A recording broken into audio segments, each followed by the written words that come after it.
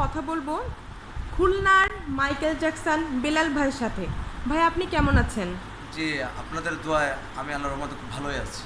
আচ্ছা, আপনি খুলনায় কোথায় থাকেন? আমি খুলনায় আপনার রেলিগেট সাহেব পাড়া। আপনাকে দেখে তো সবাই বলতেছে আপনি খুলনার মাইকেল জ্যাকসন। জি, আপনি এই জিনিসটাকে কিভাবে উপভোগ করতেছেন? আমি মনে করেন যে মাইকেল জ্যাকসন ছিল বিশ্বের ভিতরে পপ সম্রাট। মাইকেল জ্যাকসন আপনার ওয়ান পিস, একটু তো আর আসবে না। জাস্ট মাইকেল জ্যাকসন আমার বস।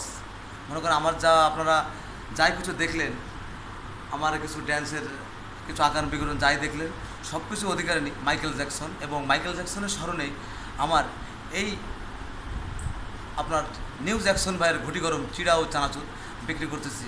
শুধু মাইকেল জ্যাকসনের স্মরণে এই বিনোদন 5 টাকার সাথে 5,000 টাকা ড্যান্স ফ্রি। আর এর পাশাপাশি আমি একটা ঢাকা ট্রেডিং হাউস, আপনার রেলিগেট দৌলতপুর খুলনা, এই কোম্পানিতে আমি সিকিউরিটি কাজে নিয়োজিত আছি। আমি সিকিউরিটি চাকরি করি। অবসর টাইম এই নিউ জ্যাকসন ভাইয়ের ঘটি গরম চিড়া ও চানাচুর বিক্রি করি। মানে আপনার হবি? হ্যাঁ হ্যাঁ, এটা মনে করেন যে ওই এখনকার মনে করেন যে দিন যাচ্ছে, সংসার বাড়তেছে, খরচ বাড়তেছে, অতএব মনে করেন যে এখানে যে বেতন, এটাতে সংসার চালানোটা খুব কষ্ট হয়েছে, টাফ ব্যাপার। এই জন্য এর পাশাপাশি আমি চানাচুরটা বিক্রি করি আমার আয়ের জন্য আর কি, যাতে আমি সচলভাবে চলতে পারি। আপনি কি বিবাহিত? জি জি। আপনাকে তো দেখলে মনে হয় না, একদম ইয়াং মনে হয়, মাইকেল জ্যাকসনের মতোই। জি। আপনার কয় ছেলে মেয়ে? আমার একটা ছেলে একটা মেয়ে। আচ্ছা, তারা কি পড়াশোনা করছে? জি। আচ্ছা, তো আপনার কেন মনে হলো মানে কি দেখে, মানে আপনি হঠাৎ মানে কোথা থেকে মাইকেল জ্যাকসনকে দেখেছেন, কিভাবে এটা মানে এভাবে আসার মানে এই সূত্র, মানে আমাদের ঘটনাটা যদি একটু শেয়ার করতেন। হ্যাঁ, মনে করেন যে আমি প্রথমত চাকরি করতাম, এখন মাথায় চিন্তা করলাম যে কিভাবে এমন একটা ব্যবসা বেছে নিতে হবে যাতে যখন আমি মন চাইবো তখন আমি নামতে পারবো। আমার ডিউটি দেখাচ্ছে বিকালে পড়ে, সকালে পড়ে, রাতে পড়ে। সে কোম্পানি আমাকে 8 ঘন্টা আটকে রাখবে, 16 ঘন্টা আমার হাতে থাকবে। তাহলে এই 16 ঘন্টার ভিতরে 8 ঘন্টা কিভাবে আমি কাজে লাগানো যায়? আমার 8 ঘন্টা যদি আমি একটা কাজে লাগাই, তাহলে আমার 200-300 টাকা বা 300-400 টাকা ইনকাম হবে। সেই টাকাতে আমি সচ্ছলভাবে চলতে পারবো। প্লাস এবং আপনার বিশ্বের ভিতরে সব জায়গায় ঘুটি গরম আছে, কিন্তু ওরা আপনার ঘুঙুর পরা, পটিওয়ালা জামা লাগানো, বিভিন্ন স্টাইলে, সেই আগের কালামনে। কিন্তু আমি চাচ্ছিলাম যে নতুনভাবে বাংলাদেশের মানুষকে নতুনভাবে নিউ স্টাইলে আমি চানাচুরগুলো আমি দেবো, যে মিউজিকের তালে তালে চানাচুর বানানো কমপ্লিট, বিশ্বের কোথাও নাই। গানও আপনার মাইকেল জ্যাকসন, আপনার ড্রেস আপও মাইকেল জ্যাকসন, প্লাস আপনার যে গাড়িগুলো এটাও মাইকেল জ্যাকসন, মানে সব কিছুই জ্যাকসন কোয়ালিটি। এই জন্য জ্যাকসন ছিল বিশ্বের ভিতরে পপ সম্রাট। জ্যাকসনের স্মরণে আর কি এই সব কিছু আপনার বিনোদন। আচ্ছা, এখন যদি মাইকেল জ্যাকসন বেঁচে থাকতো, তার সাথে যদি আপনার দেখা হতো, জি, তাহলে আপনি কি করতেন? মাইকেল জ্যাকসনের সাথে যদি আমার দেখা হতো, তাহলে মনে করতাম যে আমার কপালে সব সুখ মনে আমার সামনে চলে আসছে। আমি ওনাকে আপনার জড়ায় ধরতাম। ও আচ্ছা, আপনাকে যদি মিডিয়া থেকে, টেলিভিশন বা সিনেমা বা নাটক থেকে অফার করে, জি। আপনার এই বিষয়ে আপনি কি বলতে চান? বা কোনো প্রোগ্রাম, মনে করেন কোনো প্রোগ্রাম হলো খুলনাতে বা বাংলাদেশের যে কোনো প্রান্তে, জি, জি, জি। আপনি এটাকে কিভাবে দেখতে চান? এখন আপনার আপনার কথার আগেই মনে করেন যে আমি কিছু প্রোগ্রামের অলরেডি পেয়ে গেছি। আমার কিছু অফারও দিয়েছে আমাকে অফারও দিয়েছে, কিন্তু মনে করেন যে আমি তো একটা কোম্পানিতে আপনার নিয়োজিত আছি, আপনার সিকিউরিটি গার্ডের পথে। এখন ওখানে তো আমি মনে করেন যে একেবারে সম্পূর্ণ বাধা আছে। আমি মন চাইলে একদিকে দৌড় দিতে পারবো না, যেহেতু আমি এক জায়গায় চাকরি করি। আর এখানে আমার আসতেই হবে, কিন্তু চানাচুর আমি 5 দিন না বেশি কেউ জিজ্ঞাসা করবে না।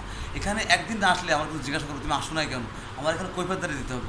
এই জন্য প্লাস আমি কিছু অফার পাচ্ছি, কিন্তু অফারগুলো আমি যাইতে পারতেছি না, শুধু কোম্পানিতে চাকরি করে বিদায়, এই জন্য আমি যাইতে পারতেছি না। কিন্তু অফারগুলো আমাকে দিচ্ছে, কিন্তু আমি নেক্সট টাইম আমি চিন্তা করতেছি যদি ভালো কোনো অফার আমি একটা পাই, আমি যদি ভালো কোনো একটা সেরকম একটা অফার পাই, তাহলে আমরা মনে করেন যে আমরা সবাই চাই যে সচ্ছলভাবে চলতে, সচ্ছলভাবে থাকতে। আমিও সেই আশাবাদী। আচ্ছা, তো আপনার আর কোশ্চেন যেটা করতে চাচ্ছি যে আপনার ভবিষ্যৎ পরিকল্পনা আর কি?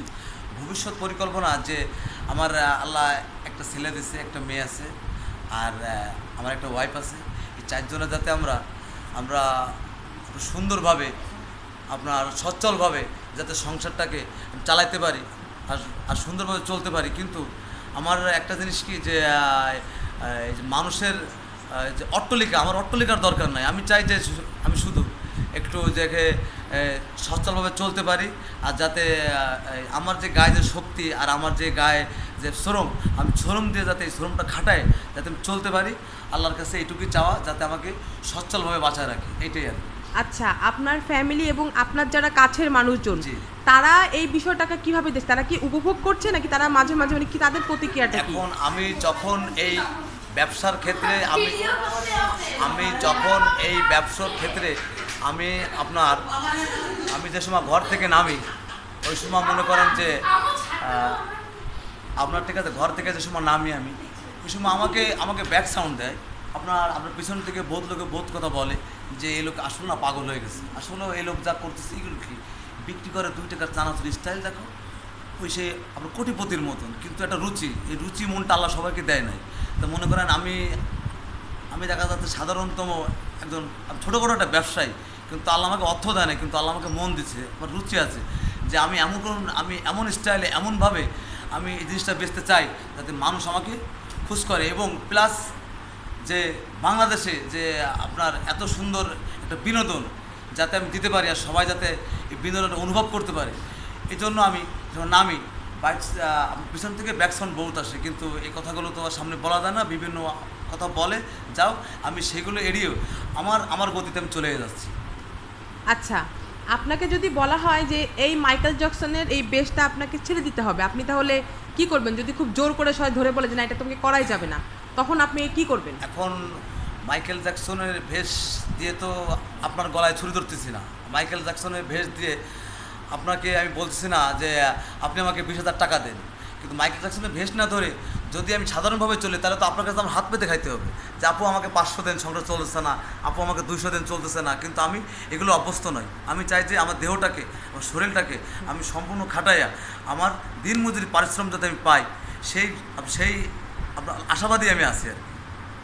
আচ্ছা ভাইয়া, আমরা আপনার সাথে খুব সংক্ষিপ্ত আপনার সাক্ষাৎকার নিলাম, আমাদের খুবই ভালো লাগলো, এবং আপনার কাছ থেকে যে বিষয়টা আমরা সবাই মানে সমগ্র বাংলাদেশের জাতি যে শিক্ষাটা নিলাম যে আপনি বললেন যখন বাসা থেকে আপনি বের হন আপনাকে অনেক মানুষ অনেক উল্টাপাল্টা কথা বলে, আপনাকে পাগল মনে করে বা আপনাকে খুব আজে বাজে করে, কিন্তু আমরা যে শিক্ষাটা পেলাম যে আপনি কিন্তু এর মধ্যেও আপনি সফল, আপনি কিন্তু কারোর কথায় কান না দিয়ে আপনি কিন্তু ঠিকই আপনার কাজ করে যাচ্ছেন, এবং এটা কিন্তু আমাদের সবার জন্য একটা অনুপ্রেরণার বিষয়।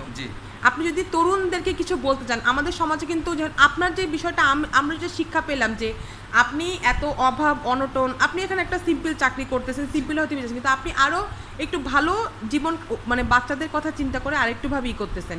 এখন এরকম বাংলাদেশে এরকম হাজারো তরুণ আছে যারা আপনার সাহস এবং আপনার মনের জোরেই কিন্তু আজকে আপনি এখানে আসতে পেরেছেন।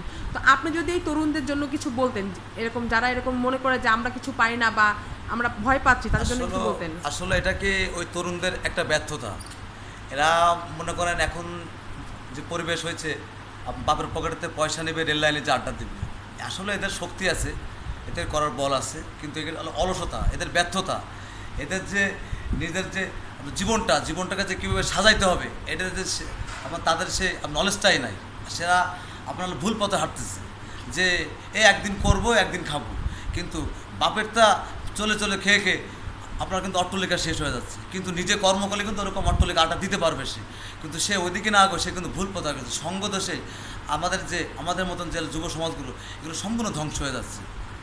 জি, তো এখন ভাইয়া আমরা আমাদের সাক্ষাৎকার শেষ করব। আপনার নাচ সবাই সারা বিশ্বে, আপনার সারা পৃথিবীর লোক দেখতেছে, আপনার কাছে তো নিশ্চয়ই খুব ভালো লাগতেছে। আপনার জন্য অনেক অনেক শুভকামনা, সবাইকে ধন্যবাদ। এবং আমি কেউ যদি দেখে থাকেন মিডিয়া, তাকে আমি অনুরোধ করছি আমাদের বেলাল ভাই যাতে সুন্দর একটি প্ল্যাটফর্ম গড়তে পারে এবং সে যেন একটি তার ফ্যামিলিকে সুন্দর একটি জীবন দিতে পারে, এটাই আমি বলছি। এবং বেলাল ভাই, আমি এসেছি আমাদের খুলনার সবথেকে বড় পেজ আমি খুলনা শহরে যেটা কব সেইটাই আইন, আপনি আমার পেজের উদ্দেশ্যে যদি কিছু বলতেন। আমি খুলনা শহরে যেটা বলবো সেটাই আইন, আমি খুলনা থেকে বলছি।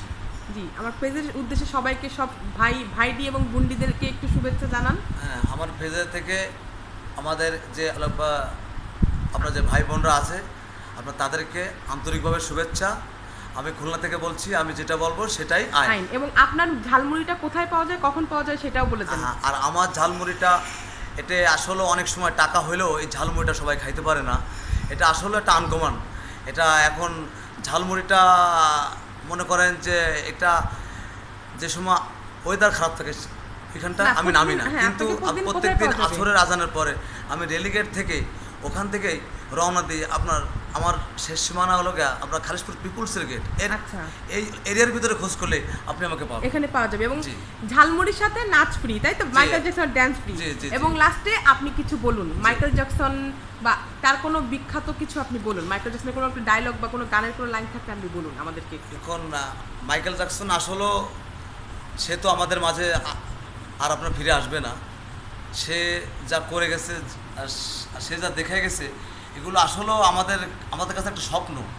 তারপরেও মনে করেন যে আমি আজকের তার কারণেই আজকে আমি এত বিশ্বে আপনার ছড়াছড়ি, শুধু আপনার তার অবদানই। কিন্তু মাইকেল জ্যাকসন যেমন একটা ব্যক্তি, তার কথা অবশ্যই স্মরণ করতে হবে। সবচেয়ে বড় কথা, সে মৃত্যুর আগে আমাদের মতন মুসলমানদের কাতারে নাম লাগে, সে আপনার কবরে গেছে। এই জন্য তার প্রতি আরও বেশি ভালোবাসা।